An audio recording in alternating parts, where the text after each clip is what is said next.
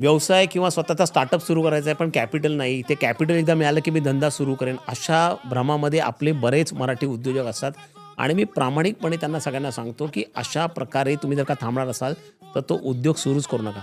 कारण external कॅपिटलसाठी थांबणारा business हा कधीच सुरू होत नाही. कॅपिटल हे नेहमी इंटरनली स्वतःकडनं यावं लागतं आणि याचं तुम्हाला जर का सोपं उदाहरण द्यायचं असेल, तर तुम्ही एक काम करा, का कागदावर एक रक्कम लिहा, जे तुम्ही या धंद्यामध्ये टाकू शकता. त्याला इंग्रजीमध्ये टेक्निकल भाषेमध्ये अफोर्डेबल लॉस असं म्हणतात. ती फिगर तुमची जेवढी ऐपत असेल तेवढी टाका.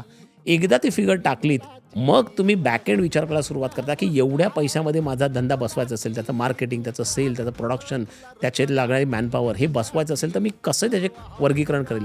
त्यातले 20% पैसे मला प्रोडक्शनमध्ये टाकायचे आहेत, 40% मार्केटिंगमध्ये टाकायचे आहेत.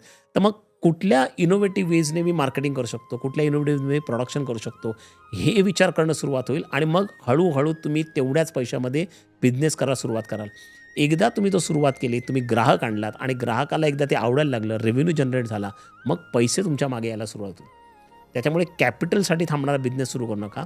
तुमच्याकडे जो ग्राहकाला पोहोचेल आणि तू करू शकाल अशा पद्धतीने बिझनेसचा विचार करा.